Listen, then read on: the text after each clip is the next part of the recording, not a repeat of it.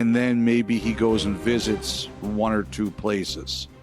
I was told on Saturday that is one of the possibilities here. Again, there's time. We'll see how it goes, but that's not out of the question.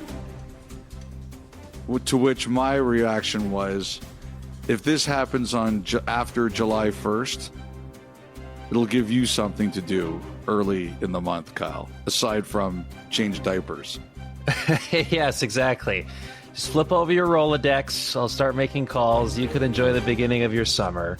My vacation starts July 1st at 6.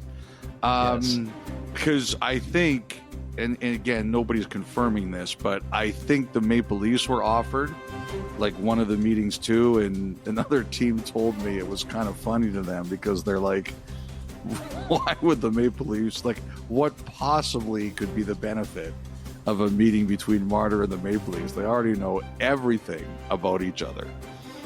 Right. Yeah. What new are you going to learn from that conversation? Is this setting up to be like the Decision NHL version? My goodness, this is wild. I don't know. I mean, like I said, Kyle, July 1st at 6, it's your problem. Yeah, yes. Not your monkey, not your circus after that point. So this 4-year deal idea, Elliotte, is an interesting one.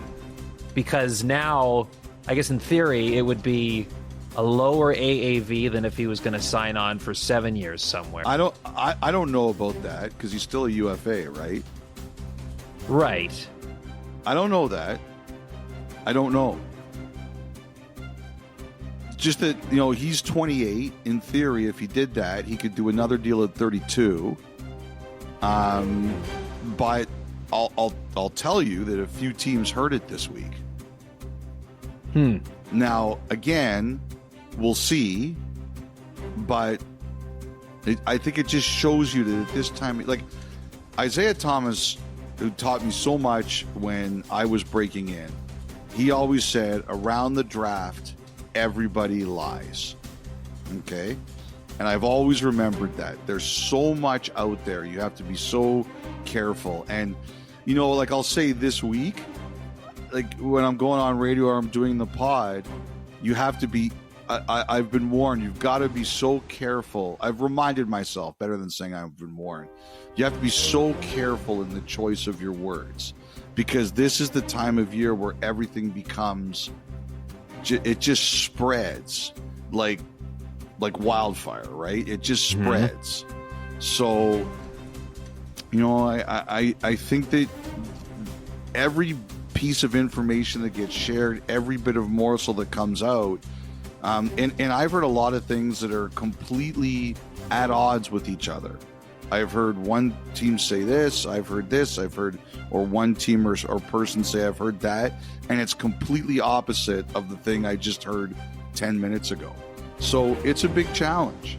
And, you know, you just have to try to assimilate it in the best possible way you can. Well, I guess what I was getting at there, and maybe it becomes a moot point then, because if you say whether it's a 4-year deal or a 7-year deal, because he's a UFA, it could be the same AAV regardless. But I just wondered if that makes a team like Vegas even more of a threat, or a team that maybe doesn't have the same salary cap space as an Anaheim or a Utah or a Carolina, teams like that.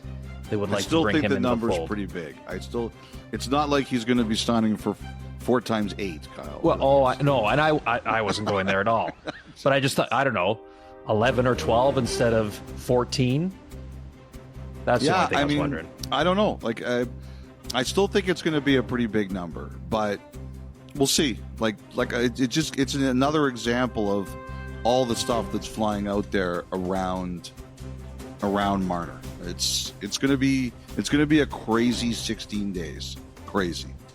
So he remains the number one target of those to become a UFA, but as other names have come off that list, Nick Ehlers becomes more and more potentially valuable should he reach July 1st. Where are you at with him? Is he another guy where you're thinking he's testing the market? Yeah, to me, I'm hearing in the same boat as Marner. It's that he's going to go to July 1st, and then we'll see. Nobody's confirming that he's actually given Winnipeg an absolute no or anything like that, but there's definitely a feeling out there he's going to July 1, and he's going to see what's out there. So it's a similar situation, and I know that Marner is a right-hand shot and Ehlers is a left-hand shot, and so they're not exactly comparable. But I do wonder if, a team that's looking on the wing says, all right, we're not in the Marner game, or we don't have a shot at Marner, we're just going right to Ehlers. And as I've said to Ehlers before, I think with him, it's a mixture of he wants to be on a really good team with opportunity. Like, Winnipeg is a really good team, but I think the issue around the Jets has always been top-line opportunity. Well, now I wonder about a team like Carolina then. Yeah, As you say that, when the whole Natchez stuff has been going on, there was a lot of talk about Natchez for Ehlers, but the Jets didn't believe that they were going to get a commitment from Natchez long-term, so they ultimately didn't make that deal. Okay. And just while we're on the topic of Carolina, I don't know, Elliotte, like you brought him up earlier, a team that would be interested in a player like Marner, of course, got a lot of cap room. And I'm sure you saw at least bits of Rod Brindamore's appearance on the Cam and Strick podcast talking about, we tried with Rantanen, give our group credit with bringing him in. It didn't work out, but to keep banging that drum and trying to find that level of superstar to come in and help that group that has been perennially a very good team. We talked about how often they've gone well into the playoffs, but keep running into that third round hump. I don't know. It sounds like there's still it's certainly from the head coach. It's like, let's keep trying.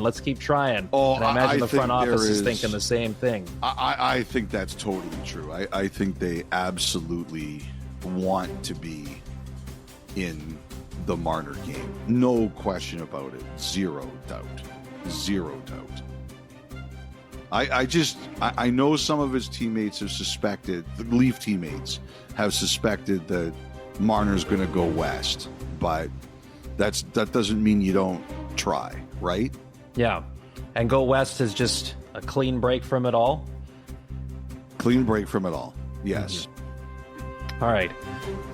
Another thing, the Seattle Kraken, they found their head coach in Lane Lambert, Elliotte, not too long ago. The only remaining member of the coaching staff from the previous regime is Jessica Campbell, so a few other assistants to hire. What are you hearing in regards to that search? I think one of them is going to be Aaron Schneekloth, who was the coach of the AHL's Colorado Eagles this year. He is a Calgarian, just south of where I am currently located in Edmonton. So I've heard that he's going to be one of the people joining the staff there. I believe Dallas has now interviewed at least 2 internal candidates for their head coaching job, Alain Nasreddine and Neil Graham. And, as we said the last pod, I think Neil had a decision to make. Does he go internal or does he go external? But he wanted to do the internals first. So not to be confused with the movie, The Eternals.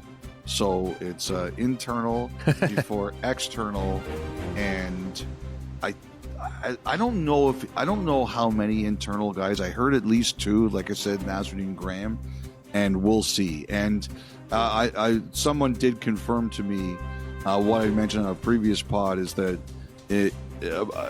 Graham has options. Like